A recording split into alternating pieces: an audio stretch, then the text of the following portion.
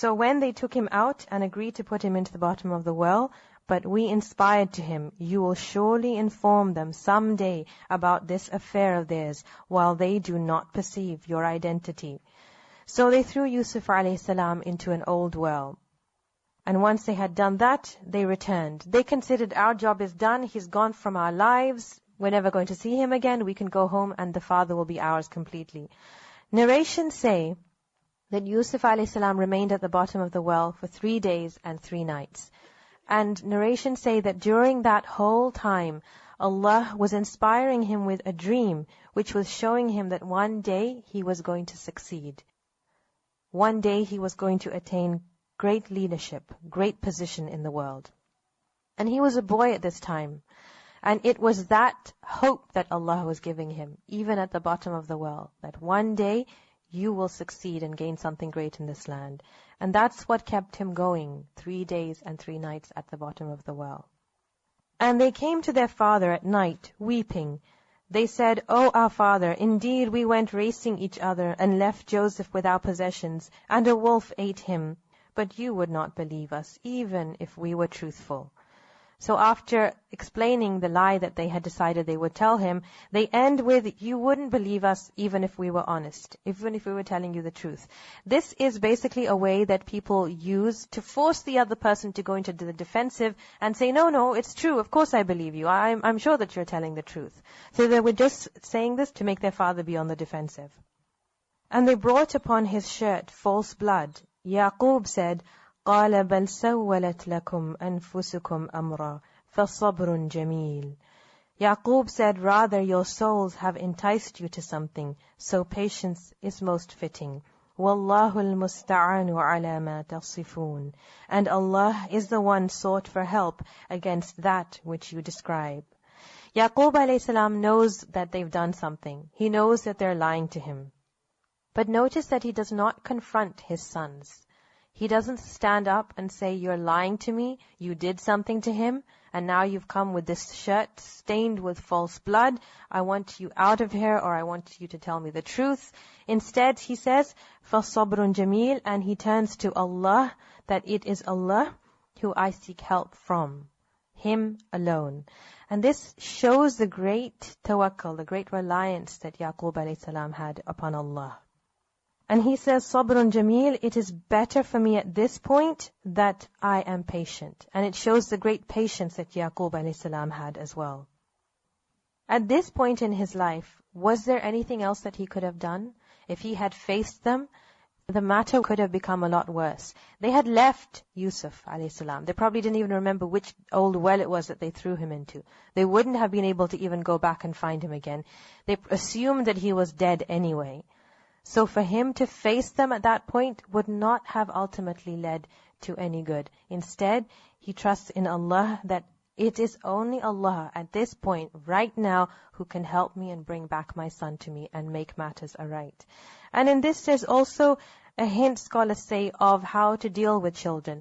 That it's not always the right thing to do to confront your child every time they do something wrong. Sometimes the wise thing to do is not to confront them. Know yourself, but overlook at that point. وَجَاءَتْ سَيَّارَةٌ فَأَرْسَلُوا وَارِدَهُمْ فَأَدْلَى دَلْوَهُ. And there came a company of travelers. Then they sent their water drawer, and he let down his bucket. He said, "Good news, here is a boy." When a caravan of people, meaning a trading caravan or a caravan of people who are traveling through the land, they reached there. When the water drawer put down his bucket, looking for water from this well, he found that there was a boy. How Yusuf alayhi salam grabbed the bucket, and when he dragged it up, he saw that there was a boy in there. It is said that at that time, Yusuf alayhi salam was approximately 13 years old. And why did he say good news? Because now he thought we can enslave this boy and sell him as a slave and gain money from him. So it wasn't good news there we have saved somebody from the well and we can take him back to his family. Rather, good news, we have more merchandise to sell. And they concealed him, taking him as merchandise, and Allah was knowing of what they did. And they sold him for a reduced price, a few dirhams, and they were concerning him of those content with little. They sold Yusuf alayhi salam for just a few dirhams. It's interesting that Allah mentions this specifically, that they were concerning him content with very little, meaning he was great in the sight of Allah. He was honorable in the sight of Allah. He was a prophet in the sight of Allah. But for them, he was just some merchandise, a boy that they had picked up, that they needed to get rid of as soon as possible. And the one from Egypt who bought him said to his wife, "Make his residence comfortable. Perhaps he will benefit us, or we will adopt him as a son." It is said that there was a man, Aziz, a great leader in Egypt, who bought Yusuf alayhi salam at the market and took him home. And clearly he had some good in him, because he says to his wife that make his residence comfortable and perhaps he will be of benefit to us, indicating that he saw some good qualities in Yusuf alayhi salam already. Now Allah put Yusuf alayhi salam through such a difficult thing as such a young age. Why was he put through this? So that we will see one day after being put through this, he was going to attain great leadership. To attain that great leadership and great position, he had to go through these trials and these tests. Why? So that he could be of the level that he take on the responsibilities and the situations that he was going to face later in his life. And thus we established Joseph in the land. وَلِنُعَلِّمَهُ مِنْ تَأْوِيلِ الْأَحَادِيثِ, that we might teach him the interpretation of events. وَاللَّهُ غَالِبٌ عَلَى أَمْرِهِ وَلَكِنَّ أَكْثَرَ النَّاسِ لَا يَعْلَمُونَ. And Allah is predominant over his affair, but most of the people do not know. Allah arranged this affair so that Yusuf alayhi salam could be in the house of Aziz. And it is said that Aziz was a finance minister in Egypt. And finance is something in all ages, in all times, that is needed in society. And when a person is dealing with finance, they're constantly dealing with many different people. So there would have been many people from all over Egypt in different levels coming to him in meetings and consultations. So Yusuf alayhi salam was in an environment where he was learning a great deal in terms of how to run a country, how to make sure that finances are correct, how to deal with the different people that come to you. So he was getting an insider's view of all of this. It was something that he was learning. And this is something he would not have learned with his father. With his father, he was living as a tribal society in the desert. This kind of sophisticated system that he was seeing in a great city in Egypt was something that he would not have been exposed to there.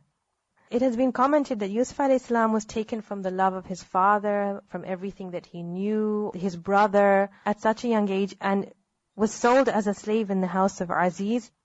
Many scholars have said that there is a deep wisdom as to why he arrived here. As well as this skills that he was picking up, Allah says, لِنُعَلِّمَهُ مِنْ تَأْوِيلِ الْأَحَادِيثِ. We might teach him the interpretation of events. A hadith can refer to dreams, that Yusuf alayhi salam was going to learn how to interpret dreams. That was a gift he was going to be given. But scholars also say it means interpretation of events. He was going to learn how to deal with events. He was going to learn how to deal with situations. He was going to gain the wisdom, the knowledge, when something is happening, when something is occurring, when a lot is going on, when there's different people involved. He was going to have the understanding how to deal with those situations, how to interpret what is happening, who is saying what, why is this happening. And these are very, very important skills that were being given to Yusuf alayhi salam. But to gain those skills, Allah put him through a lot of difficulty, a lot of tests, a lot of trials. And in those tests and trials, he had to show sabr, and he showed that sabr, that patience. He had to show taqwa, consciousness of Allah, and a trust in Allah. And he shows that throughout the situation that he's in. And scholars say that this is a comfort for other people who are also put through difficulties, who also face tests in their lives. That at times when we face a test, there is something Allah is teaching us. We have to seek out also, what in this situation is there for me to learn? What wisdom is there in this? What am I learning? What am I gaining? How am I improving? What things are opening up to me now about myself, about people, about situations, wisdom about life that I never knew before, and that I would never have known unless I was pushed to this level. So similarly, we should take this into our own lives as well. And Allah is predominant over His affair, meaning what He wills, ultimately that is what is going to happen. وَلَمَّا بَلَغَ أَشُدَّهُ. And when he reached maturity, when Yusuf a.s. reached maturity, Allah says, we gave him judgment and knowledge, and thus we reward the doers of good. When Yusuf a.s. reached maturity, approximately somewhere in his early 20s, Allah says, we gave him آتَيْنَاهُ حُكْمًا, wisdom. Wisdom in what sense?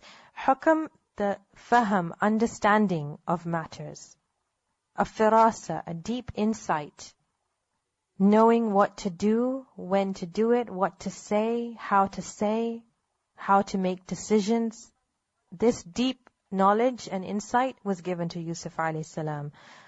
And scholars say, in the case of Yusuf a.s., it means prophethood. Hikmah means prophethood. That at that time we gave him that prophethood. وَعِلْمًا, and knowledge as well. Allah specially mentions that we gave him knowledge, indicating that knowledge is a great blessing from Allah. Of the things of the dunya, knowledge is of the most valuable things that a person can have. When people think something is valuable or precious, what do they do with it? They take care of it, protect those things. Like, for example, wealth, diamonds, gold, and children. So all things that are looked after, taken care of, given value to. But knowledge is of the greatest blessings that a person can be given. If you remember when Adam alayhi salam was created, what was he given? What was the first thing Allah says that he was given? وَعَلَّمَ آدَمَ الْأَسْمَاءَ كُلَّهَا. Allah taught Adam alayhi salam the names of everything. Allama, he gave him knowledge. So that was the first thing given to Adam alayhi salam, showing what a huge blessing it is. And beneficial knowledge is one of the greatest blessings that a person can have. That's why there's a hadith that whoever seeks a path to gain knowledge, Allah makes easier for him the path to paradise. It's a great blessing to gain knowledge. And we should value that and look after the knowledge that we have and teach the knowledge that we have at any level to whomever we can. So Yusuf a.s. was given these great blessings of hikmah, wisdom, prophethood, ilma, and knowledge. And Allah says, thus we reward the doers of good. This is a reward from Allah for those who do good.